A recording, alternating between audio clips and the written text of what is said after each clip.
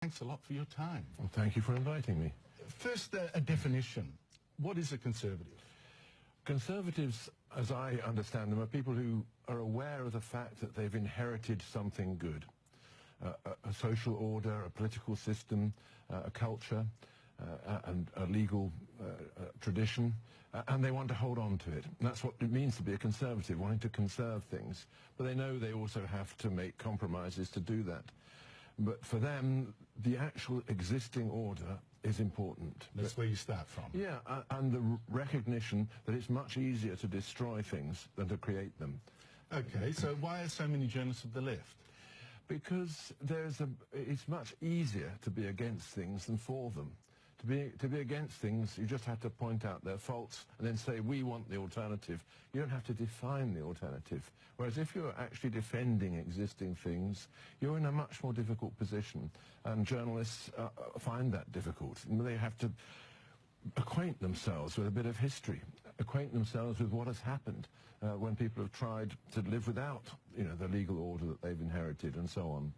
And of course it's more boring, I guess, as a journalist. It doesn't make good copy to be for what's already there. Exactly. It is all about excitement in the end.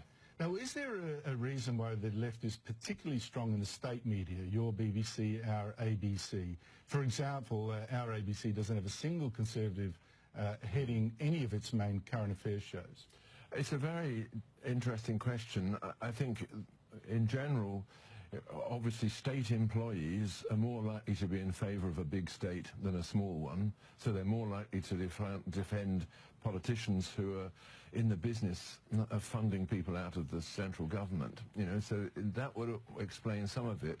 But it's not only that. I think it is, in order to make a career in something, a big institution like the BBC, you've got to stand out. And it's much easier to stand out by being rude about things and amplifying your disagreements than by showing that you accept something.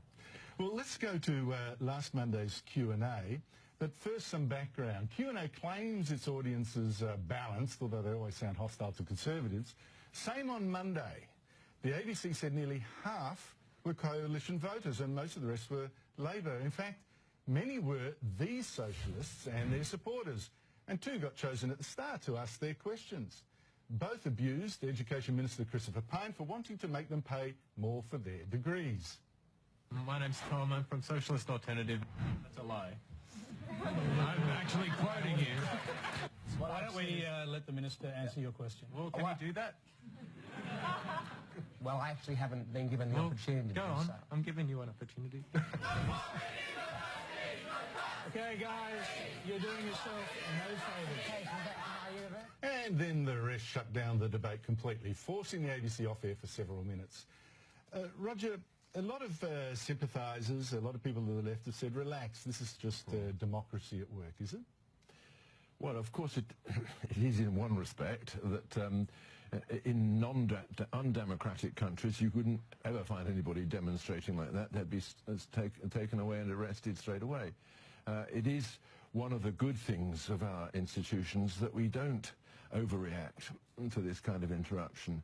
But of course, people who want to stop argument, and in particular to shut up people with whom they disagree, are not contributing to the democratic process. They are, of course, bringing it to a stop. Well, the Socialist Alternative also tried to invade a private function we both spoke at on Friday. Now, the abuse and the shouting, is that just students getting excited in their cause, or is this intimidation, is the expression of force and shutting people down, is that, in fact, the cause? Are they indulging in a totalitarian instinct? Is that really what's going on? I think that's a very important point. It's much more common to see this on the left than on the right. Of course, we did see it on the right. You could call it the right in Nazi Germany, but in normal conservative people do not approve of this kind of thing and don't engage in it. National Socialists that actually count as being on the left. But, well, exactly. Okay, but in our time, and I've certainly had this experience in England, it's always been organised leftist forces that have done this. And at a certain time, I couldn't speak in universities in Britain because there would always be this welcome committee who was determined to shut me up and perhaps also use violence against me. And I think there is a reason for this, which is that the left-wing position defines itself as oppositional. It's against things. It has a vague, abstract idea of some things it's in favour of, like equality or liberation or whatever, but never bothers to define that.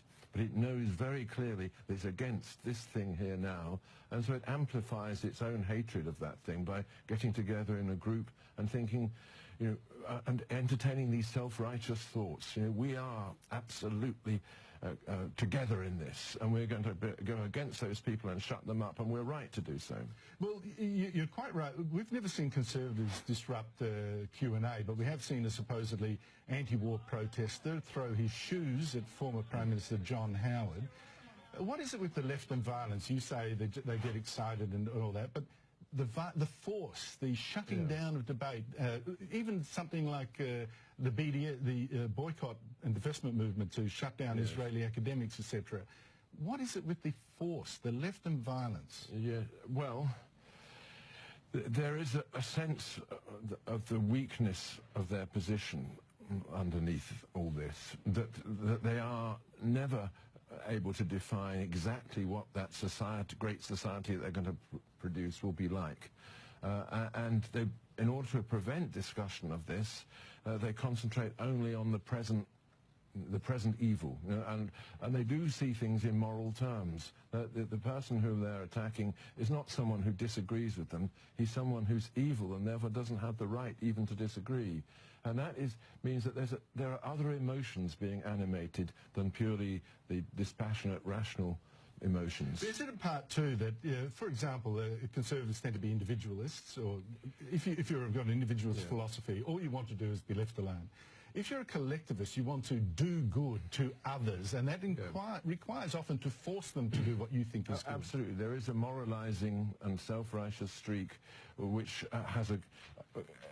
originates in good things, in compassionate feelings often, but doesn't have any patience with the things that stand in its way. And this is the reason why, when leftist governments get in power, they very often do go in a totalitarian direction. They start shutting down freedom of speech. They start actually trying to control institutions and to make sure that things will remain like this forever. Roger Scruton, thank you so much for joining me. Thank you for inviting me.